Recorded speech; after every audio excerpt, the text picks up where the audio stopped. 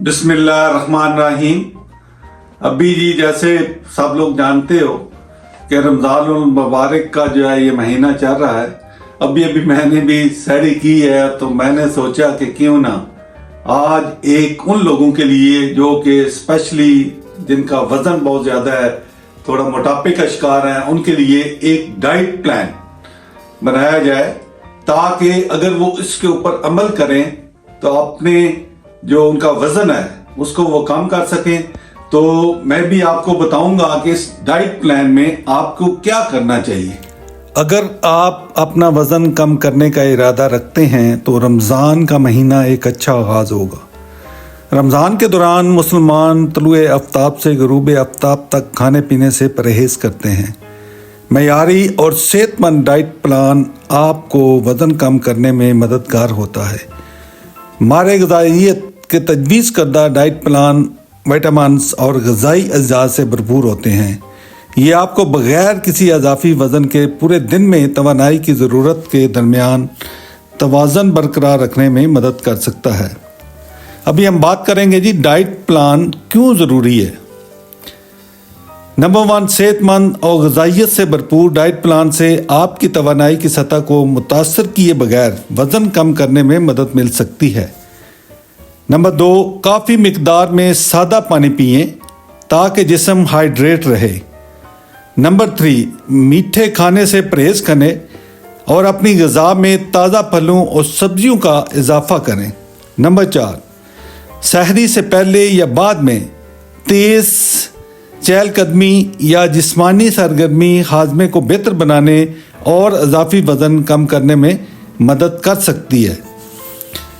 तो अभी मैं आपको रमज़ान में वज़न कम करने के जो तरीके हैं वो बताऊंगा। नंबर 1 ये है जी कि पानी का ज़्यादा से ज़्यादा इस्तेमाल करें और चीनी वाले मशरूबात, डब्बे के जूस और मिल्क शेक हर इफ्तार में अहम होते हैं, लेकिन अगर आपको वज़न कम करना हो तो आपको उनसे दूर रहना चाहिए। रोज़ा इफ्तार करने के लिए खजूर और पानी पीने की कोशिश करें। पानी पीने से आपको वज़न कम करने में मदद मिल सकती है क्योंकि ये आपके जिस्म में जमा शुदा चर्बी को तेज़ी से खारिज करने में मदद करता है, जिससे आपके जिस्म से चर्बी की मिकदार कम हो सकती है।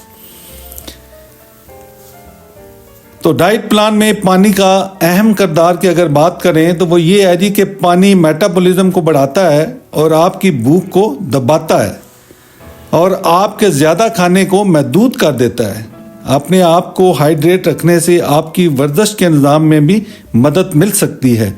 पानी में 0 कैलोरीज होती हैं, इसलिए मीठे जूस और सोडा के इस्तेमाल की जगह रमज़ान के दौरान वज़न कम करने के लिए पानी एक सेहतमंद इंतखाब हो सकता है।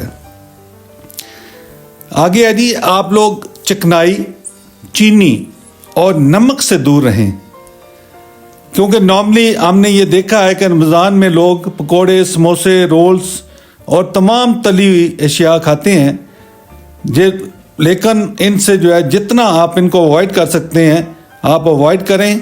और जो प्रोसेस फूड्स हैं, आमतौर पर चीनी, नमक, चिकनाई और कैलोरीज क्योंकि इनमें ज़्यादा होती हैं तो इसलिए इनसे परहेज़ करना चाहिए क्योंकि तली हुई जो खुराक है उनमें ट्रांस फैट भी ज़्यादा होता है, तो इसलिए इन चीज़ों से आप लोग परहेज़ करें।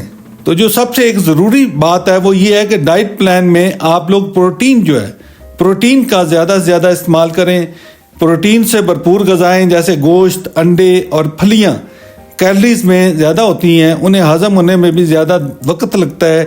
तहकीक से साबित हुआ है कि गोश्त भूख के हार्मोन्स को कम करती है और जिस्म में भरपूर हार्मोन्स की सतह को बढ़ाती है। इन तमाम वजूहात की वजह से हर रोज़ सहरी या इफ्तारी में प्रोटीन का होना सेहत के लिए बहुत ज़रूरी है।